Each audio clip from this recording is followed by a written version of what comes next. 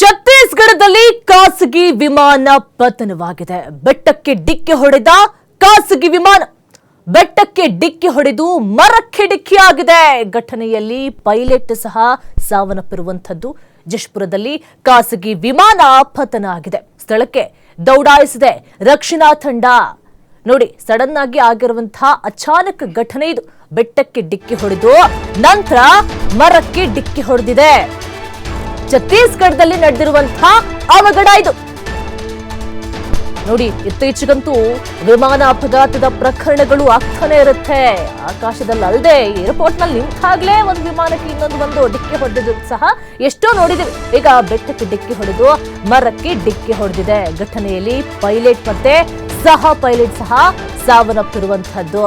ಎಷ್ಟು ಹುಷಾರಾಗಿದ್ರು ಸಹ ಆಗೋದಿಲ್ಲ. ಅಥವಾ ಅಲ್ಲಿ ತಾಂತ್ರಿಕ ದೋಷಗಳಿಂದ ಏನಾದ್ರೂ ಆಯ್ತಾ, ಅಥವಾ ಪೈಲಟ್ನ ನಿರ್ಲಕ್ಷ್ಯವ, ಏನಾಗಿದೆ ಅನ್ನೋದು ಸಹ ಗೊತ್ತಾಗ್ತಾ ಇಲ್ಲ. ಛತ್ತೀಸ್ಗಢದಲ್ಲಿ ನಡೆದಿರುವಂತಹ ಘಟನೆ ಇದು. ಬೆಟ್ಟಕ್ಕೆ ಡಿಕ್ಕಿ ಹೊಡೆದು ತದನಂತರ ಮರಕ್ಕೆ ಡಿಕ್ಕಿ ಹೊಡೆದಿದೆ. ಘಟನೆಯಲ್ಲಿ ಪೈಲಟ್ ಜೊತೆಗಿದ್ದಂತಹ ಸಹ ಪೈಲಟ್ ಸಹ ಸಾವನ್ನಪ್ಪಿರುವಂತದ್ದು. ಜಶ್ಪುರದಲ್ಲಿ ನಡೆದಿರುವಂತಹ ಖಾಸಗಿ ವಿಮಾನ ದುರಂತ ಇದು. ಸ್ಥಳಕ್ಕೆ ರಕ್ಷಣಾ ತಂಡ ದೌಡಾಯಿಸಿರುವಂತದ್ದು.